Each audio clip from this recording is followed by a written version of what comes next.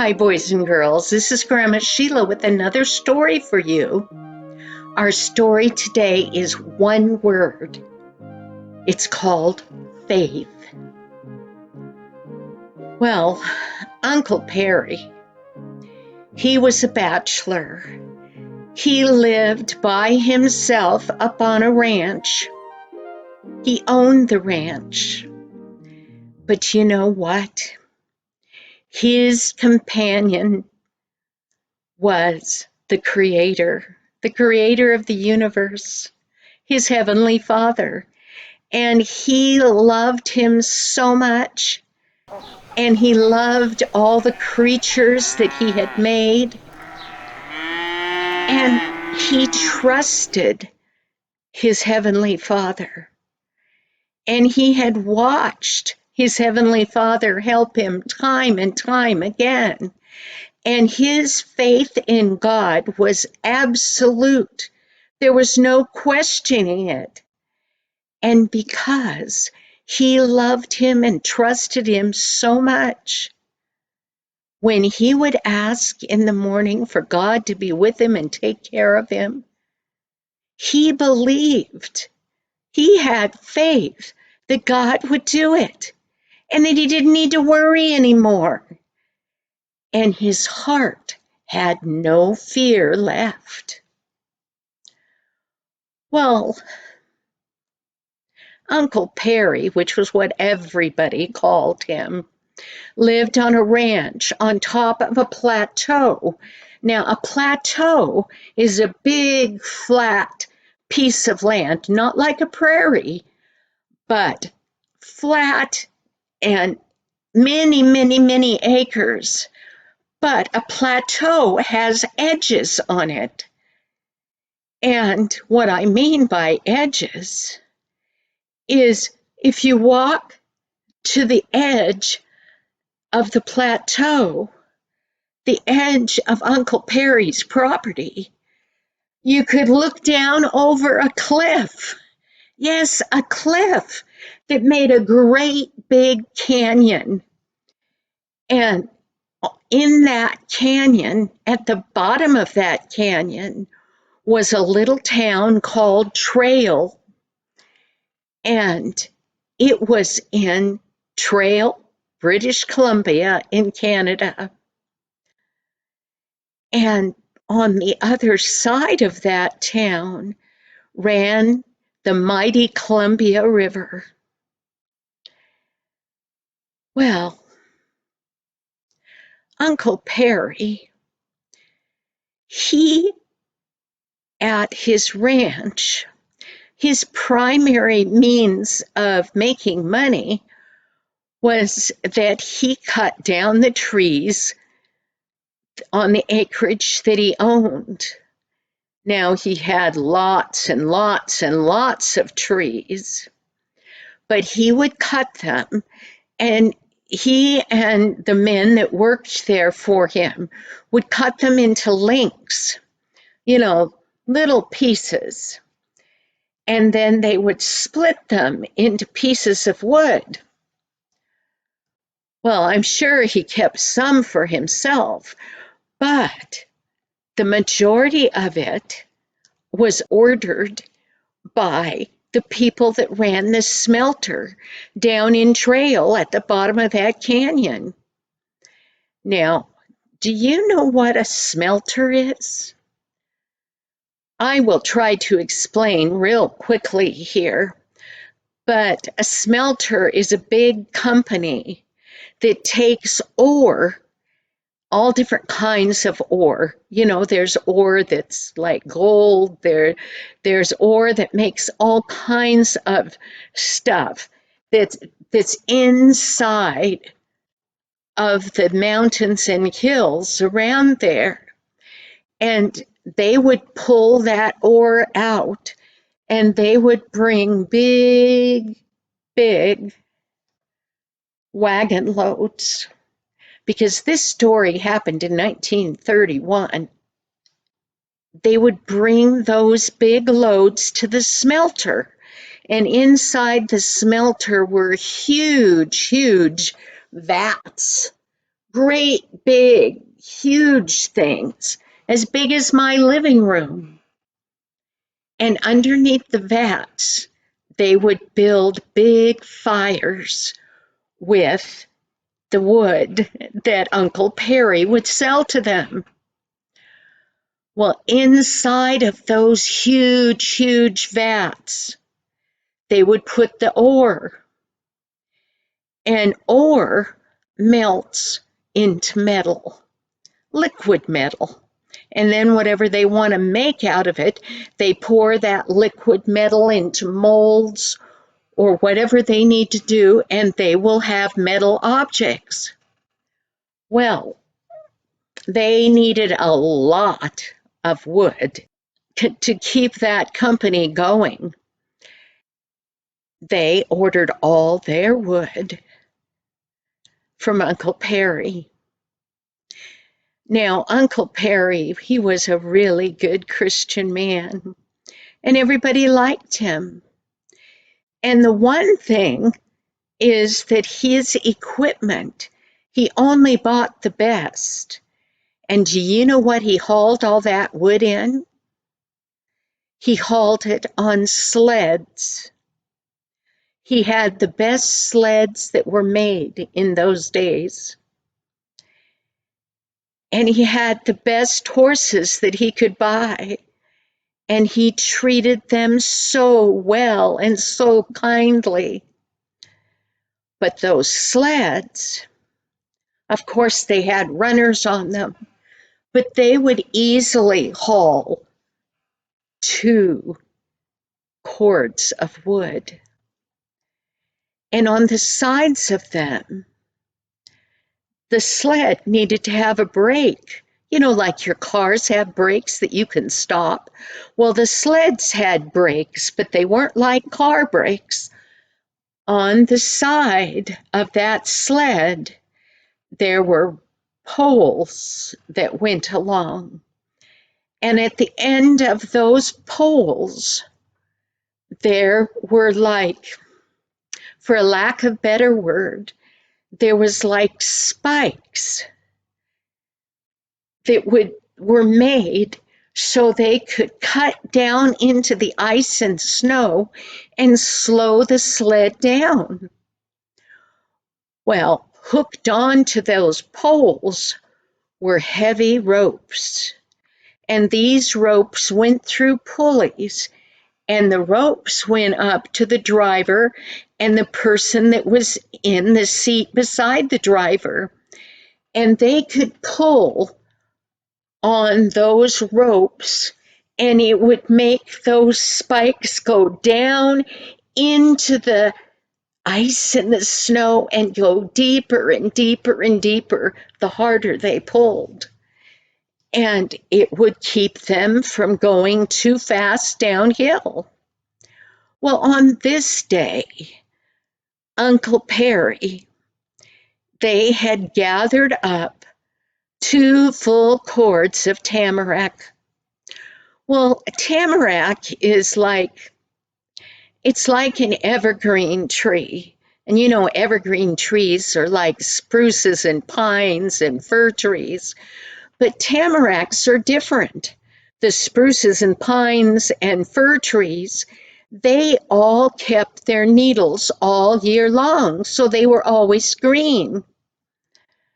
But the tamarack, when winter came, their needles all turned brown, and they looked like that they were dead, but they weren't. So Uncle Perry, he knew which ones were dead and which ones were alive, and of course he only cut down the ones that were dead.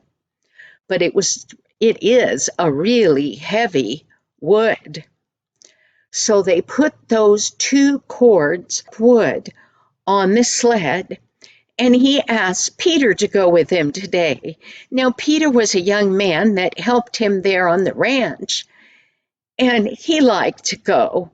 You know, I talked about that canyon being really deep. Well, they had made a road that went down the side of that canyon, and made its way all the way to the bottom, which was a long ways down.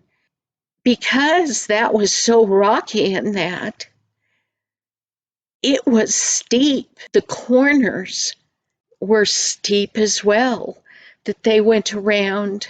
It was dangerous in the winter time because that big river down in the bottom rushed all its water along. And except for the very edges, that river really didn't freeze. And every time, like the snow would fall down on it, and it would immediately melt. But at night, because the river was there and it was cold, the river would make mist and steam. And besides the rain and the snow that went on that twisted road that was so steep, it would form ice on top of whatever had already fallen on it. The mist would make ice, and it made what they called glare ice. It was very, very shiny and smooth. Well, this day, Uncle Perry, he had his load, and they got to the edge of the drop-off that went down into the canyon. And before they went on that twisty, windy road, Uncle Perry always did two things. He would jump off the seat on the sled, and he would examine his equipment. If there was anything wrong with any of them, he wouldn't go until it was fixed.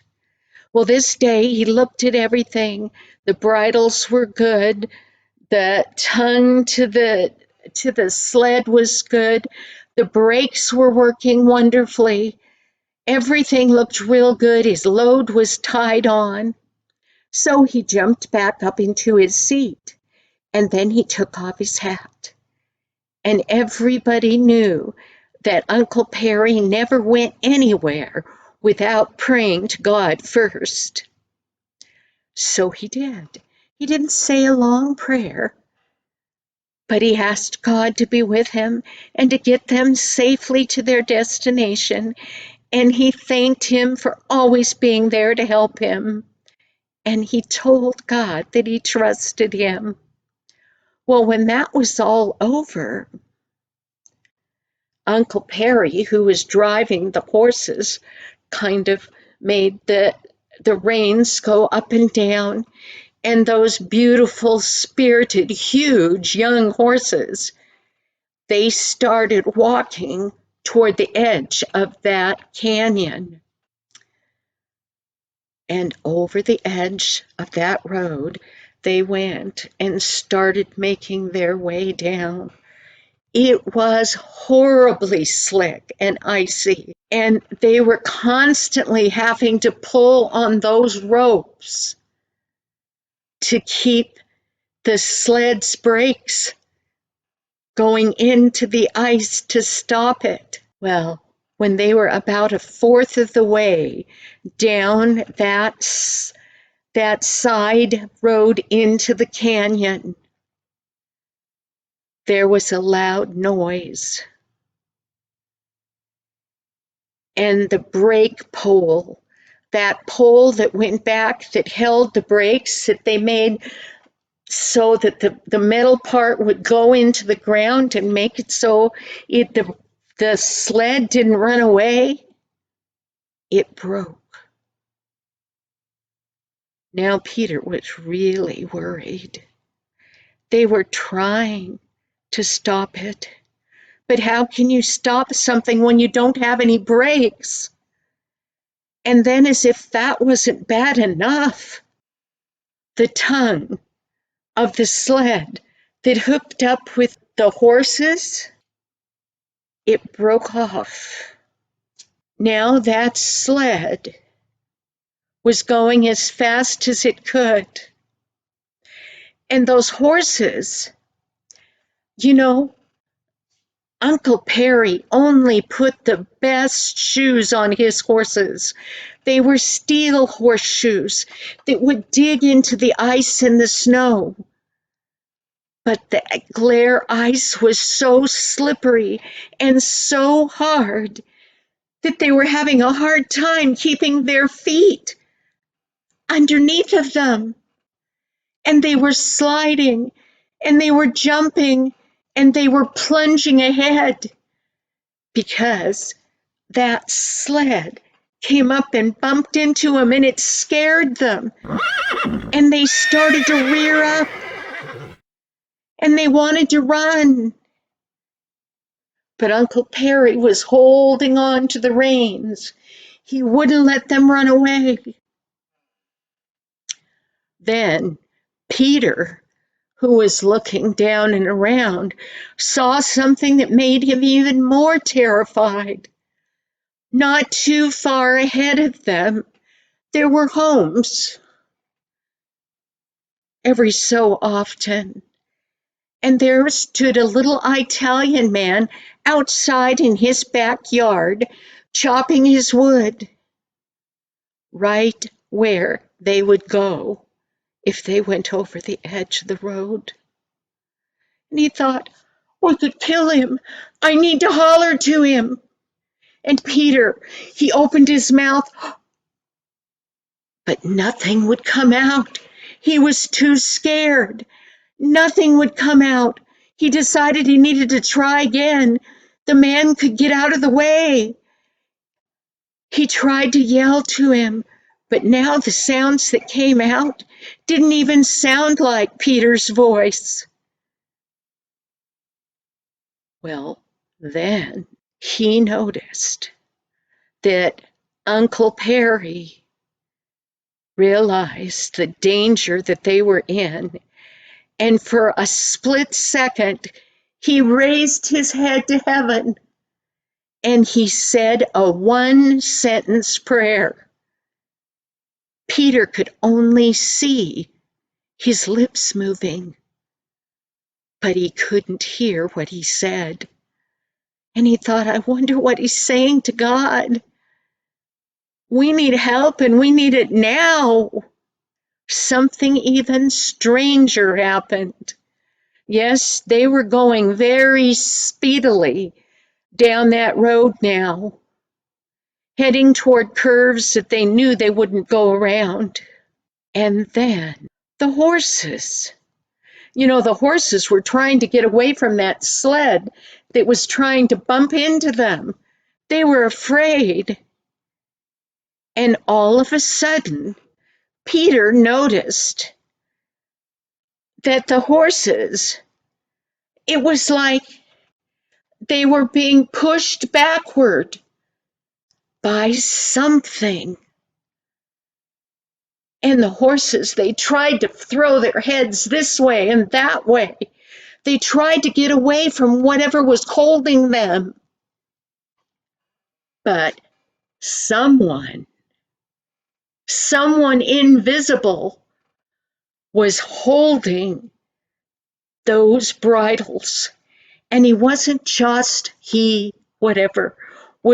wasn't just holding them. Someone was pushing those horses backwards. That's right. And Peter thought, help has come. Well, when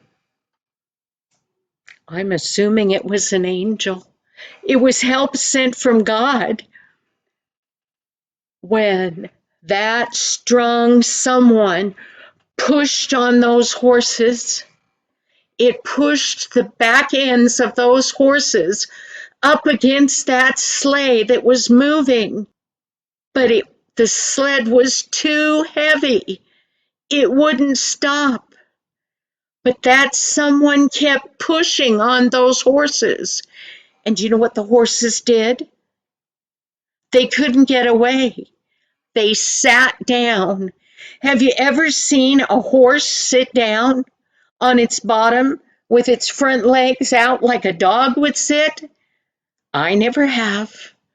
But they sat down, and the weight of that sled was against the back of them, and the something in front was holding them right there.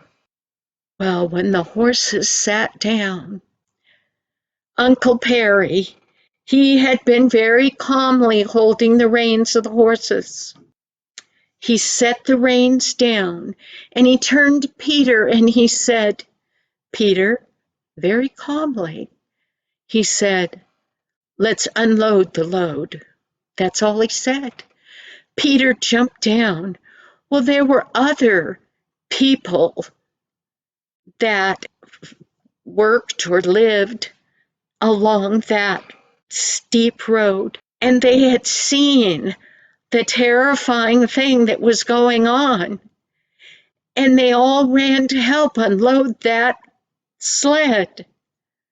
Well, with a lot of hands, it didn't take long. And then the men unhooked the horses, and the horses immediately started dancing around. Well, they led the horses to a safe place, and the men together pushed that sled to a flat part. And after all those men had pulled that sled out of the way, they stood there and they looked back to where all this had happened. And these were ungodly men. These were people that didn't believe in God. And each of them took off his hat and held it over his heart and bowed his head, because they knew, boys and girls, they knew that they were in the presence of God. Boys and girls, God promises us. He promises us to be our helper. We just need to believe him and have faith in him like Uncle Perry did. Thank you, boys and girls. I'll see you next week. Bye-bye.